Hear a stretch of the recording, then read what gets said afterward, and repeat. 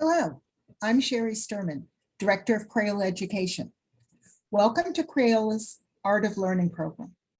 Today, we're going to explore how the arts and science intersect, merging visual art, music, and science by making handmade instruments. So gather your students, grab some clear cups, water, recycled containers, paper, tape, and art supplies. And get ready for a hands-on learning session. I'm thrilled to introduce today's guest, Will Doublestein, who is a music educator and the founder of Bowtie Music. We're excited to hear how he blends his passion for music and teaching into a dynamic program for kids. Will, you are known for going the extra mile and involving your kids in all sorts of experiences, including some epic dance celebrations.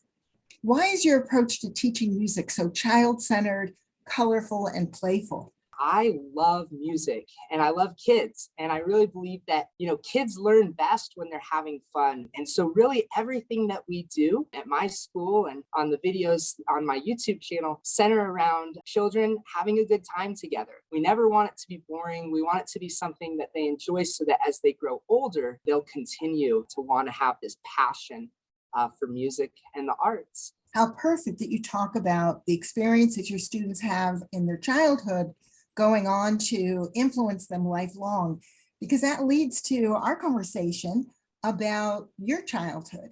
You mentioned that your family is very artistic, both in the visual arts and musically.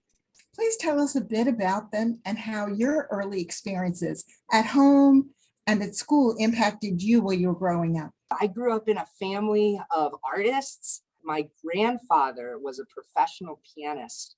And as I grew up, he had a Steinway piano and he would just play hundreds of songs, and they were all played by ear, just from his head, from his memory. His love of music spread to my mom, who studied organ in college and who was my piano teacher. And my mom was a wonderful teacher to me. And it's really cool because now she gets to teach my kids and her grandkids. My brother Matt, was a wonderful French horn player.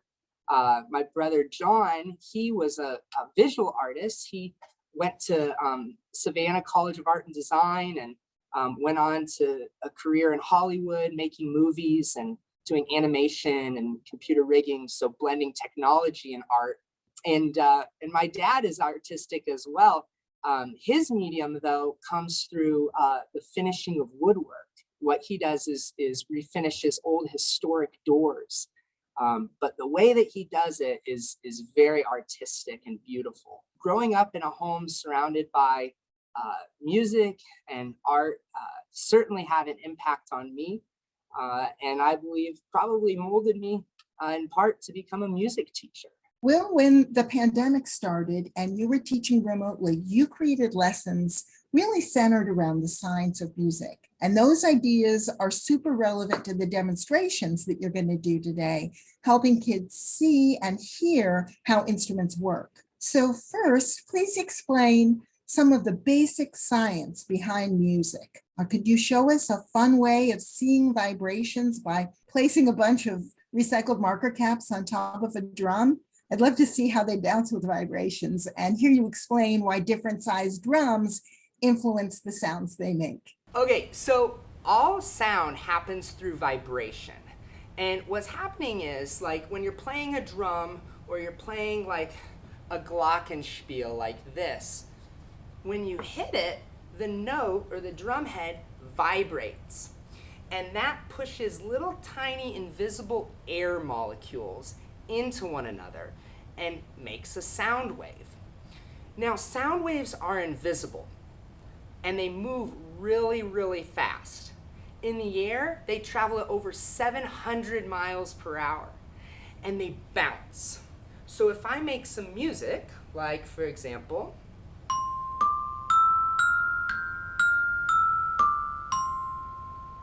all the little tiny invisible air molecules bouncing into one another, creating a wave that's traveling at over 700 miles an hour, bounces off of the wall, bounces off of the ceiling, off of the floor, and into your ear. And that's how you hear it.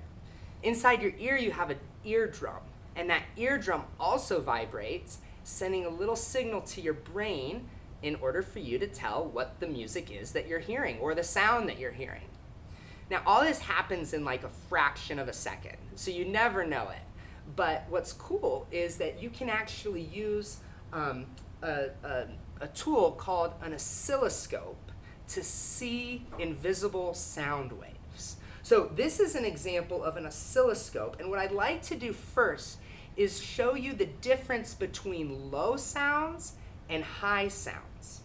And this will give you kind of a visual representation of a combination of all those sound waves together. So this is the lowest sound in my whole classroom.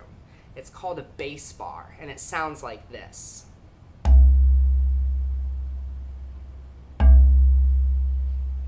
And you can see on my oscilloscope that it produces these big, long waves. And that contrasts with my glockenspiel, which is the highest instrument in my classroom, which sounds like this.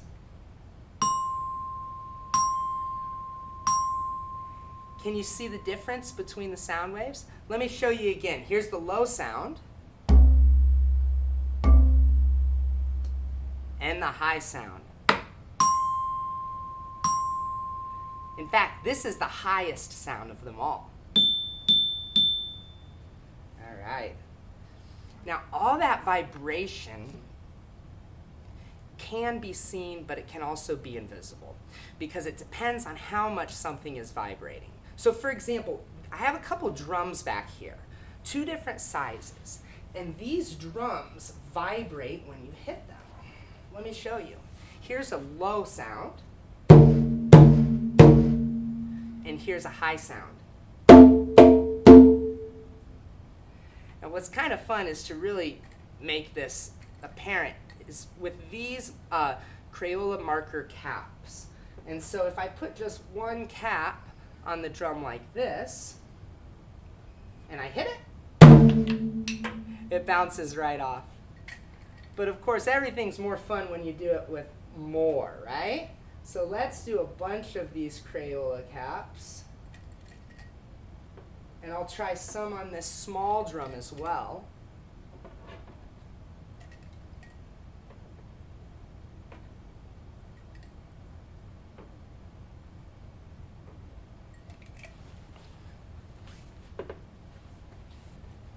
And watch what happens when I play.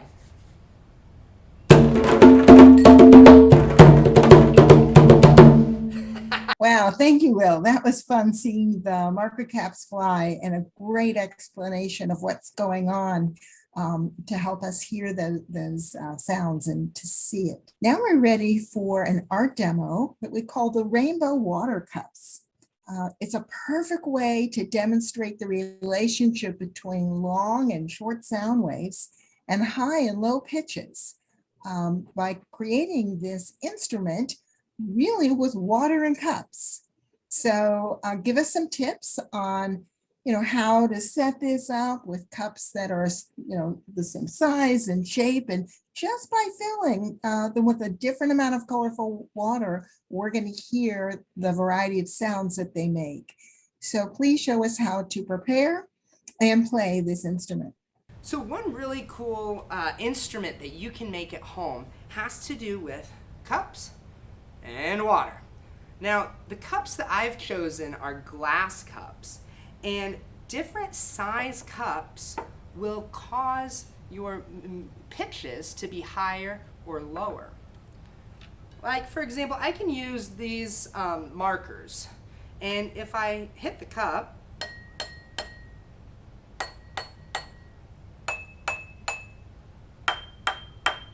even without any water, they'll make different pitches. But what really is fun is to just experiment. Take some water, fill it up, and the water is going to change the amount that that glass is going to be able to vibrate. And when I change the amount of water, it'll raise or lower the pitch. Actually, to be specific, the more water you add, the lower the note will become. If you ever want to take out water, then the note will become higher. Now in music, we call that sharp and flat. So when you add more water, your pitch will become more flat. When you remove water, say by pouring it out, let's see.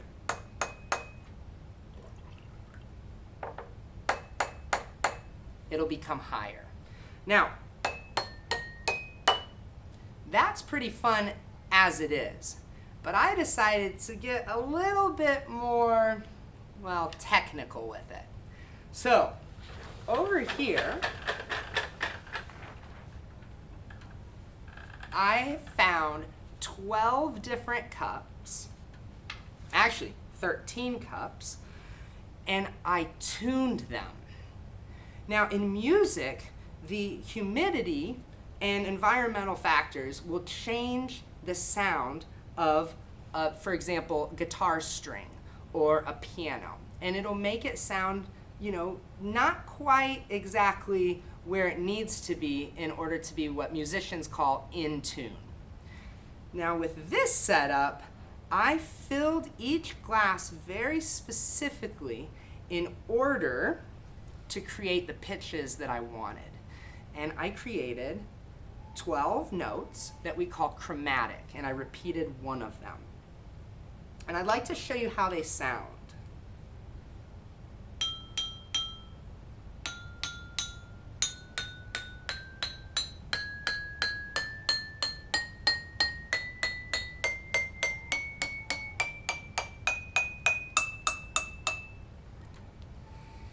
If you're having any trouble hearing it with the markers, watch what happens when I use scissors.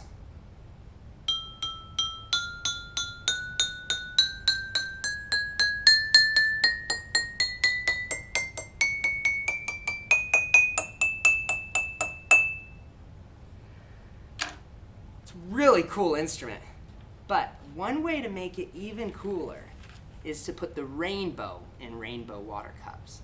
And for this, I'm using just some Crayola markers. And I want to go for rainbow, so I'm doing Roy G. Biv.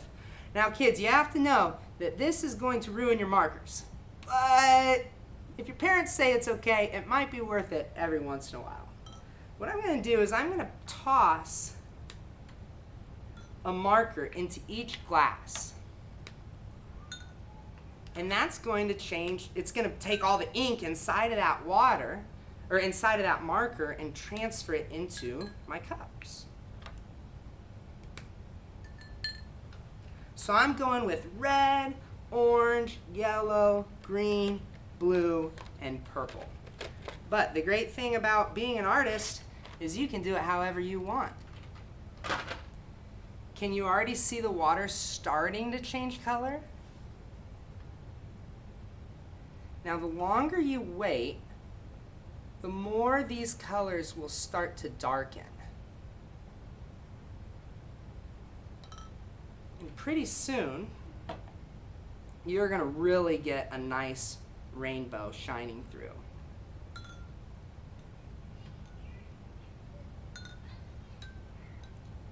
I have to tell you, I've actually never put markers in water before. This was my first time doing this.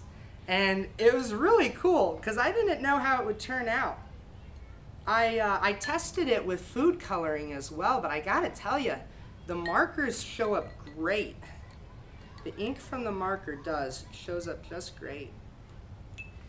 As these colors continue to settle, what I'd like to do is just share for a moment, for anyone who's really interested in learning how to create a rainbow water glass instrument at home that can play the same kinds of songs you could play on a piano. Now to do it, you have to tune the cups. And right here, I have a tuner on my iPad. What this allows me to do is see exactly where the vibrations need to be and the wavelengths need to be in order to get certain pitches. So as I tap on a particular note, I can add and remove water to get it right where I need it. And in this particular app, when it turns green, I know that I'm right on.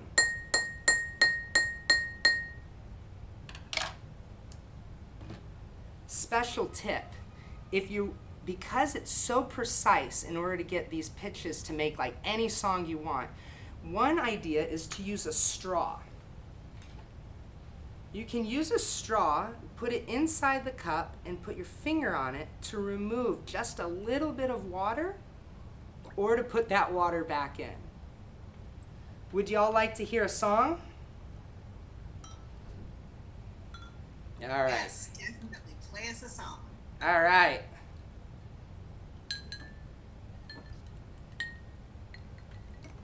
Now I'm going to leave the markers in, but you can take them out if you're at home playing along. All right? See if you can guess what song this one is.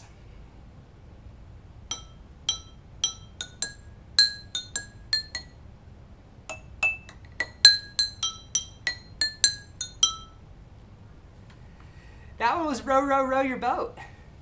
All right, here's another one for you.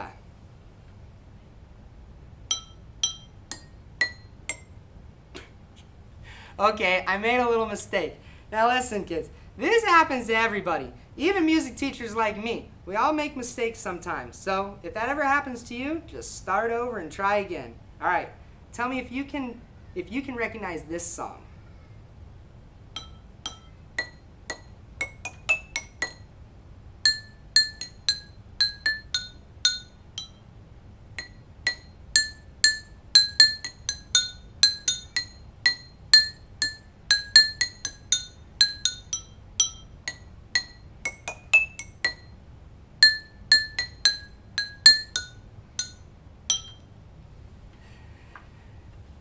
Do you know what that one was? That was Twinkle Twinkle Little Star, or also the ABC song. So I hope you guys enjoyed the rainbow water glass instrument. Hey, one more thing before we move on. Listen to what happens when I play all the glasses in a row.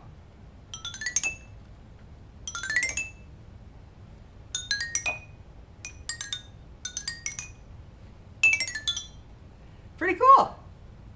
That was lovely, Will. Lovely to listen to and to see. And really special how the science makes so much sense when we hear it and we see it. Thank you. Now we'd love for you to demonstrate the second art demo that we call the colorful handmade drums. And you mentioned that one way kids can practice drumming at home is by using common containers.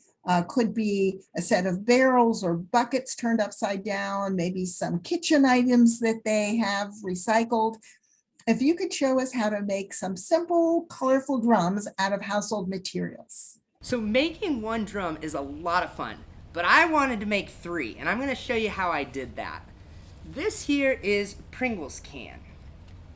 Now you can use any kind of food container that has a lid, or if you don't have one with a lid, you could find a balloon to stretch over it and tie it off with a rubber band.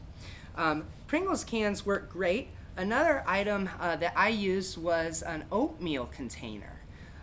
They had a similar lid that you can open and close. And the way I went about making this colorful was by taking a piece of construction paper, wrapping it, taping it, and gluing crayons all around the top of it. Have you ever seen this before? You can use a hair dryer to melt the crayons and see all the colors blend really beautifully. Now I have one that we prepared earlier and I'd like to show that to you. Here is the Pringles can covered in Crayola neon crayons. And when we used a hair dryer to melt it, you can see how beautifully those colors blended. Now kids, it's real important here, just for a minute, that I tell you, you got to use an adult for something like this, because those hair dryers can get awfully hot. So if this is something that you're interested in replicating, make sure you ask mom or dad for their permission and for their help as you explore this craft. All right, now here's one. Another one that I made uses regular crayons. Okay, I got a box of 48 crayons, and I used about 36 of them or so. I decided to put a little gap in between all the crayons, but you don't have to. You could put them right next to each other and it'd take about the whole package. And you can see just as the wax and the crayons melted and blended, just what a cool instrument this has really become. Would you like to hear how it sounds? For drumsticks today, I'm going to use colored pencils. The bigger instrument in music almost always produces a lower pitch. And the reason for that is because sound waves have a larger distance to travel on this big instrument. And so the sound waves are going to be longer, the wavelengths are going to be longer, it's going to be lower, just like when I use that big bass bar. Okay? So here's some sound from my low drum.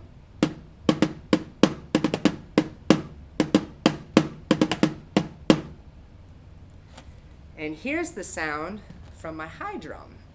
Smaller. Usually smaller instruments in music mean higher pitches.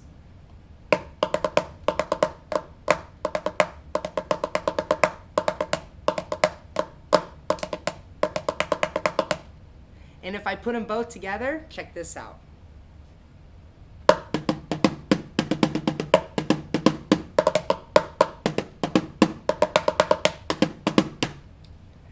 I hope you like that, but I'm not done yet. I wanted to make a third drum. For this one, I just used some Tupperware, a big container. And to make it artsy and beautiful, I used crayons and watercolor to make music notes. And I splattered the paint. So I got it all wet with my brush, and I got some paint from my watercolor kit.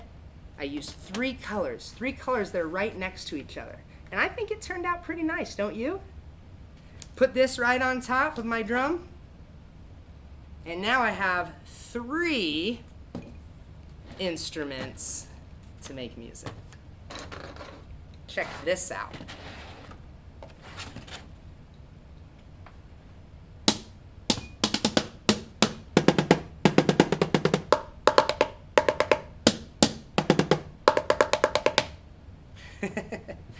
Pretty cool. But wait, there's more. Little secret for you. Inside of these, I added popcorn kernels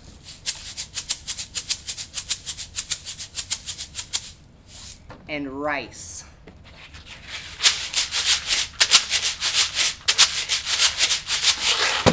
I might have gotten them mixed up, but you get the idea, okay? I put popcorn kernels in one, rice in the other, put them together, you got a great drum, shaker, combo.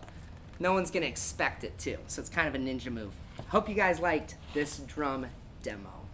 Those are great tips, Will. Thank you so much. Those are wonderful instruments kids can make at home. And I'm so intrigued by the instruments that are behind you.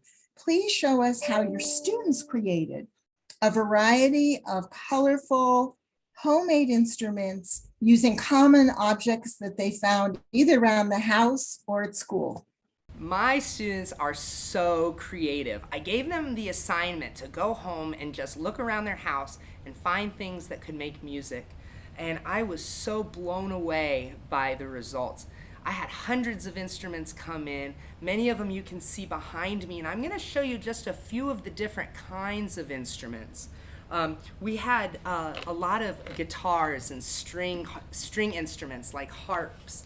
And the way that a lot of my students chose to make them was with like a tissue box and rubber bands. And as you strummed on the strings or on the rubber bands, it would make different pitches. I also had bigger versions like this with some giant, rubber bands that were really cool. I even had a student whose dad worked with them for quite a long time, and they built one out of wood in his workshop. So good on that, Dad. Way to spend time with your kid and create something beautiful together. So this is a fully wooden guitar, and they used, I believe, fishing wire to make the music. This one actually you can play in different frets, get different pitches. We also had one brass instrument, so a trumpet, and I'm not going to play it for you because it's my students, right? But the idea is if you buzz your lips like this, and you do that into a tube or a pipe like this, you'll get some cool sounds, and that's how brass instruments are played. And then I love all the percussion instruments. So here's an example of just a different take on a drum. They used some membrane here and made their own sticks. They used string around to tie it on like that. Some of the drums came in and they were just beautifully colored. Like I love this one, all the art on this. This one was really cool because we all probably have milk cartons of some kind, and one student decided to make it into a shaker. So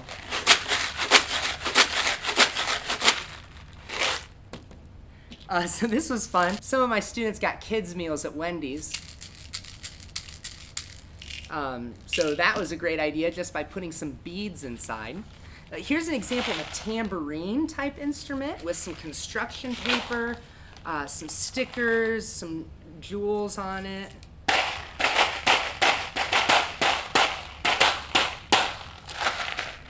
Now here was a cool one. Have you ever had like a bunch of broken crayons or crayons that are so small they're really hard for art anymore? Well, this was an example of a student who used broken crayons inside of a small Pringles can to make a different kind of a shaker. This one was really neat. They used copper pipe to create a xylophone.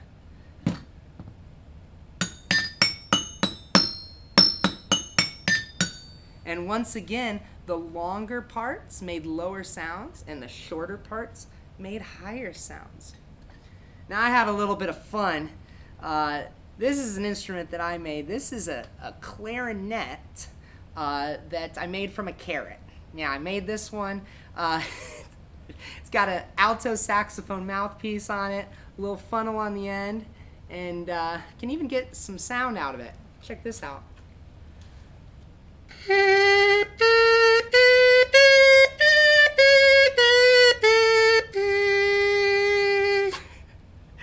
And what's fun about an instrument made out of food, of course, is you can have a snack. Let's check out some of my other students' instruments behind me.